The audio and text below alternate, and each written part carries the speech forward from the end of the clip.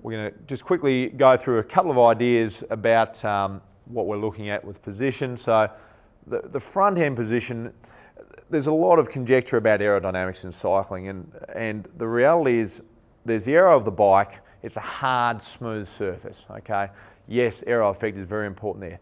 The human body, even the leanest, tightest human body, isn't a hard, smooth surface. And a lot of the old research to do with it looked at shaping air off the body. And so it's okay, if we have your hands this way or your wrist down this way, it's going to create a better flow effect off it there. More and more what they're understanding, and I don't know if anyone followed the London Olympics much, but one of the interesting things that I noticed, and I'll be interested in your comments, guys, was the British guys have very much gone to a fists up position there, whereas forever and ever, you know, this has been the traditional position there.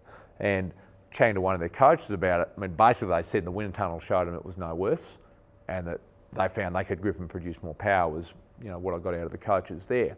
So where we've gone a lot of the way with aerodynamics is we're actually looking at what you look like front on.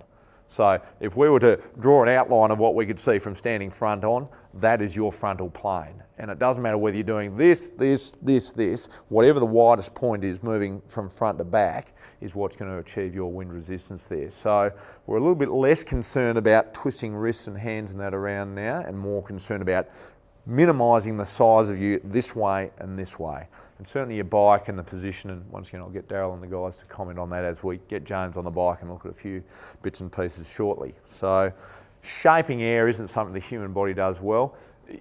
Somewhere we can take that back to is the swimming, which has been interesting how that's all morphed around over the last few years with the super tight skin suits. It took them half an hour to get into. They were looking at the resistance that was coming from the water moving across their skin. So they're trying to pull that tight so there was no friction there, and air is a fluid effectively when it comes to the engineering, the physics of it basically. So the body isn't good at doing that even with the tightest skin suit on. The ongoing thing there is that too aero at the expense of power and efficiency is one of those things. But once again, consider that exponential equation. Sometimes aero is actually more important than power, and then that comfort and efficiency sits somewhere in between there as well. And certainly I think one of the common things I see people with back pain, neck pain, is they're just in a position that's too aggressive for their flexibility or their injury history or the amount of time they spend on a bike compared to in an office chair.